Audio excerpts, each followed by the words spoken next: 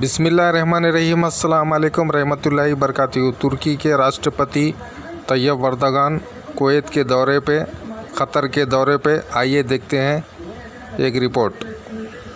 Qatar दोनों देशों के दौरे पर हैं। कुवैत में एर्दोगान का जोरदार स्वागत हुआ। यहां तक कि कुवैत के अमीर शेख नवाब खुद एर्दोगान का वेलकम करने के लिए एयरपोर्ट पहुंच गए। कुवैत के दौरे के बाद एर्दोगान कतर पहुंचे और कतर की राजधानी दोहा में शेख तमीम से एक खास मुलाकात की।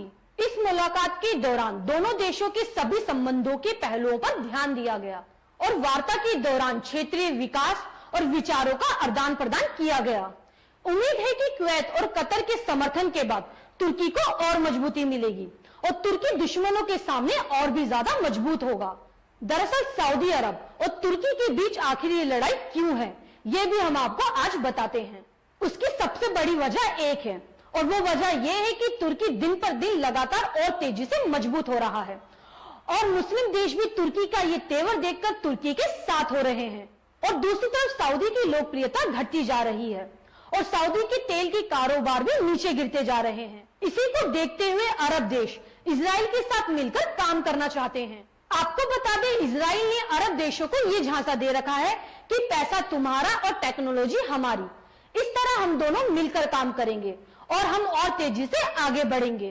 और शायद अरब देश ये भूल गए हैं कि वो आस्तीन में सांप पाल रहे हैं।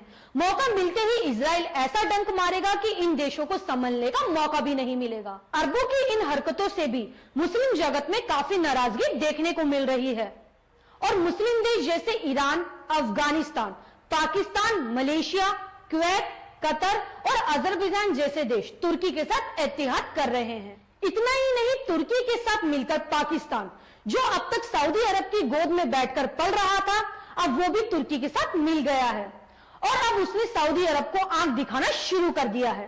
अब मिलेंगे अगली खबर के साथ। ये थी एक रिपोर्ट न्यूज़ चैनल 9।